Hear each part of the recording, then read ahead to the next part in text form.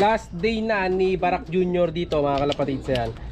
Dahil nga yung dalawa na to, ililipat na natin dun sa flyer section. Inalis na natin mga kalapatids kasi parang nai-stress siya. Sa yung huling itlog niya, wala ulit si Milya. Siya si Idol Madla, nakakahanga, may mga hawak, gandang linyada. Last day na ni Barak Jr. dito mga kalapatids. Yan. Dahil nga yung dalawa na to, ililipat na natin dun sa flyer section. So tuturuan na natin sila mga kalapatids ng laban. Ayan. So di na natin sila gagamitin as pre-flight, gagamitin na natin sila as racer. At mukhang tama nga yung sinabi ni Madlatu na parehong kak itong dalawa na to. Ayan o, kak din yung isa mga kalapatids. Pero kita nyo parehong nanunuka, parehong lalaki yung anak ni Barak. So tingnan nyo, comment kayo mga kalapatids kung babae ba to o lalaki. Ayan, unahin na natin kunin to yung lookalike ni Barak, yung kanyang first black sun. Kasi ito yung una niyang itim na anak. So ayan, napakaganda ng warrior natin na to. Nakita nyo naman, kamukha ni Barak. So ito siya, orange yung mata mga kalapatids ni Barak.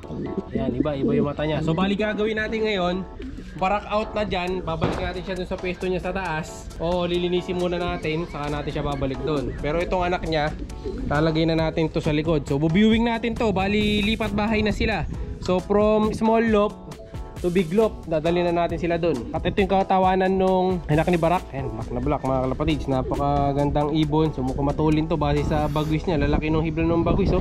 Tapos dikit-dikit pa. Ito na yun, napakataba mga kalapatids. Lapad ng katawan. So ito, barako. Ito yung sinasabi ko sa inyo. Makulay na makulay yung ano nyo, yung violet sa ulo.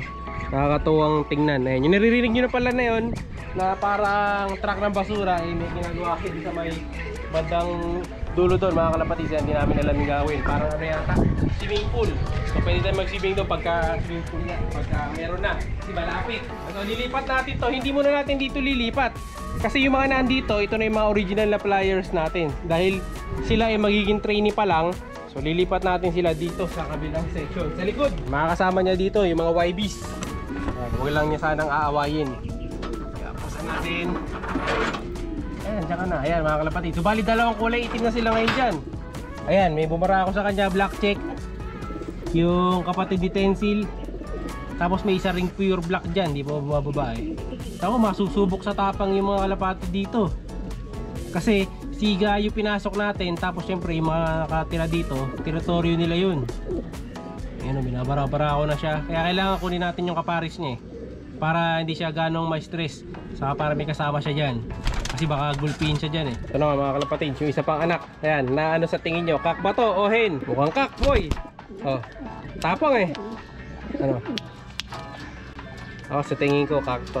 Base sa tapang niya. Ayan, oh. Kaya lang nung nakaraan pala nakita natin to, inaasawa na ni Barak Jr. to. Pinatungan na to eh. Ibig sabihin, babae ito, matapang lang din talaga. Kunin natin. So kung pinatungan nga talaga to, ibig sabihin, hen to mga kalapatids. Pero nakakalito dahil nga yung ulo niya, kita nyo, malapad yung ulo, yung leeg. Ayan, may konting pagkamanipis yung leeg dito. Pero kung titignan mo mabuti, parang nga siyang hen. Kasi medyo maamo yung mukha niya, mabait yung itsura oh. Pero sa lapad na ulo, mukha siyang kak. Kasi yung nanay neto malaki eh. Ayan, ito mas iba yung bagwis neto. Bagwis neto medyo mas matulis kumpara dun sa kapatid niya. Yung kapatid niya hindi ganito bagwis eh. Ito matulis oh. Yung isa mas malapad. Pero yung bagwis nila maiksi. Buntot ayan, maiksi din yung buntot niya. So nakaperso to mga kalapatids. Ayan, perso madla sa PHA. Papasok na rin natin to doon sa kabilang section. Ayan, okay magulo dun ha. Pakabait kayo dyan. Yan ang nga ba yung sinasabi ko mga kalapatids. Namamaris na yung anak ni Barak sa loob. Ayan, siga na. So lahat ng makikita niya doon, yung mga kalapate, yan mukhang binabara-bara ako na niya. Ito babae yata yung isang black check. Pumapares oh. Kaya dapat isunod natin tong kapares niya. Kasi pag di natin sinunod to, eh papares niya sa iba. Magugulo yung ating sistema. Pag iwalay naman natin yung lalaki babae dyan eh. Kaya okay lang pumares ngayon. Kasi sa karera na, kakaiwalay din naman sila. So bali ano to, pang next season pa. Katapos ng season natin ngayon, yung mga naka-green saka naka-pink, saka pa lang sila sasabak. Yan, sa mas malalayo-layo hagisan. Ayan, may nagbabaka pa mga bago. Ayan, mas maraming bumaba na yung mga pula. Ayan, malakasan natin yan. Yung pula na yan mga kalapatids. Ayan, yung isa pang speedbird, bumaba na rin sa gilid. Yung kulay itim na isa, di bumaba eh. Hindi naman tayo malilito kasi nga iba-iba naman yung ring. Ayan, ako, siga yan po yung ibon mo ah. Pag sumobra na siga to, tatanggalin natin to. Kasi baka magulpi iba nating ibon dito. Ayun, Mamara-mara ako na siya dyan. So hayaan na natin sila dyan. Tapos viewing na natin sila ng ilang araw din. So kukulong muna natin sila dito siguro hanggang Sunday. Tapos sa Sunday i-viewing na natin yan dito. Yan. Ano pa lang naman yan, Huwebes. So Sunday lalagay na natin dito para masanay na sa trapping papasok dun sa loob. Tapos tatawid sila. Pagbaba nila dyan, didiretso sila dun sa kabilang section. Kasi yung harap na section, pang ano to, pang current na playing season. Ito yung mga panlalaban natin sa mas malalayong mga hagisan. Ito mga nasa harapan. Sa likod, yun yung mga pang next batch eh. Pero di pa rin nga tayo makapag-training kasi medyo busy pa tayo ngayon. Marami tayong pinaghahanda ang mga laban. Tapos yung linis tayo na linis sa kabila kasi nakag-breed tayo ng maraming ibon. So marami na pala tayo mga na-breed. Yung mga binibreed ko mga kalapate, mayroong isang off-color. Yung anak nung puti sa itim nating one-tie bird. So parang yung anak niya, milky na parang walang bar. So sa mga susunod na video, update ko kayo kung kamusta rin magiging itsura ng mga anak na yun. Tapos yung kapares din ni Kobe, nalis na rin natin. So bali single na rin si Kobe ulit dito. Ayun o. Inalis na natin mga kalapatid kasi parang nai-stress siya. Saka yung huling itlog niya, wala ulit si Milya. No? So nakadalawang batch na siya na walang si Milya mga kalapatid. Kaya pinahinga muna natin. Ayan, no? Hindi pa ako nakakabili ng panggamot sa kanya. Pero yun, sakto. Dahil may kumuha dun sa in-out natin, so bibili na ako ng gamot sa kanya. May nakita kasi kung gamot mga kalapatid siyang sabi, subukan daw natin yun. Ayan, may nag-chat sa atin na tropang kalapatid natin, sabi niya try daw natin. Siyempre tatry natin yun. Yun na yung last resort para matanggal yung pagka-killing ng ulo ni Kobe mga kalapatid. So baka gumaling. Pag yung gumaling, mahusay. So share ko sa inyo yung kapag gumana talaga mga kalapatid. So magaling na to, kaya so lang yun nga. Permanente na talaga yung ganyan ni Kobe.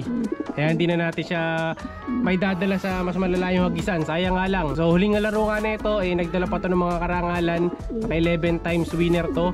Tapos sa first and second lap, parehong 4th placer siya. Kaya contender to doon sa fan race eh. So nakatapos naman siya doon ng 27th place overall. So panalo pa rin mga kalapatids. Ang alam ko may trophy yun eh, kaso hindi pa nga dumarating. So sana mapagaling natin to. Abangan nyo yung bibiling kong gamot para dito kay Kobe ha. Kasi gusto ko rin talaga gumaling. Pag ito, yung leg nito napatuwid natin mga kalapatids. Kaya alam nyo na. Babalik natin sa karera yan pagka napagaling natin, no? Hopefully mapagaling natin. Nahirapan siya umasawa eh. Dahil nga kumikiling-iling siya, nahirapan siya. No? So sana gumaling. Kasi kawawa din naman yung ibon natin. Ayan. Malusog naman, kita nyo yung mga dumi sa paligid bumbu. Lakas kumain yan. Kaso talaga pag namamara ako na-stress. Kaya di rin natin masyadong inustorbo. So abangan nyo na lang, update ko kayo pagka nakabili na ako. Tapos mapakita ko sa inyo kung paano yung magiging epekto sa kanya soon. Kaya like, share, subscribe. Ingat! Siya'y kalapatistang napakagaling na kinakilala.